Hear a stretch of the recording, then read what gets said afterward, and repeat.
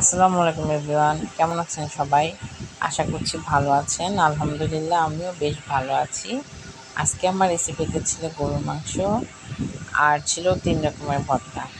আমি প্রথমে মাংসটা হাতে মেখে কষিয়ে নিব, চুলায় বসে কষিয়ে নিব। আমি প্রথমে মাংসটা ধুয়ে এখানে দিয়েছি পেঁয়াজ কুচি, তারপর দিয়েছি টমেটো কুচি, এরপর দিয়েছি 2 টেবিল চামচ পরিমাণ আদা রসুন বাটা, এরপর দিলাম পরিমাণ মতো লবণ এবং 2 চা চামচ মরিচের গুঁড়ো, 1 চা চামচ হলুদের গুঁড়ো। আমি ঝালটা একটু বেশি খাবো, এই কারণে মরিচের গুঁড়োটা বেশি দিয়েছি এবং ধনিয়ার গুঁড়ো দিয়েছি 1 চা চামচ।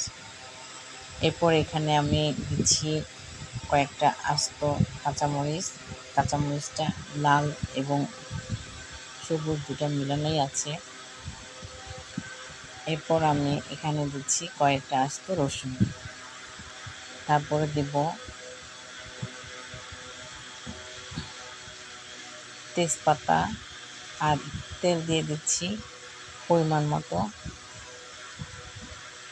এরপর আমি এখানে তেজপাতা এবং গরম মশলা দিয়ে দিব, আস্ত গরম মশলা এখানে দিয়ে দিচ্ছি, এলাচ এবং দারচিনি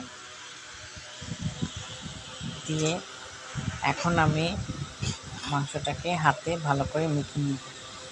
মাংসটাকে হাতে ভালো করে মেখে তারপর চুলাতে বসাই দেব। এই যে আমি মাংসটা ভালো করে কষিয়ে নিচ্ছি। মাংসটা কষাতে একটু পানি উঠেছে, এরপর আলু দিয়ে ভালো করে কষিয়ে নিচ্ছি।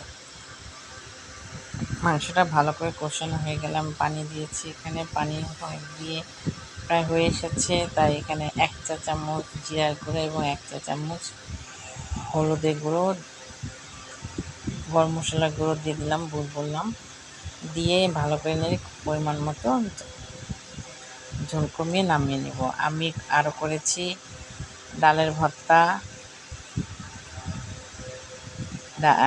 করেছি ডালের বড়া, আর করেছি টমেটো ভর্তা, সাথে রসুনও করেছি, সিদ্ধ করেছি এবং করব আলু ভর্তা। আমি ভর্তাটা করে নিচ্ছি। আশা করছি আজকের রেসিপিগুলো আপনাদের কাছে ভালো লাগবে। সবাই ভালো থাকবেন।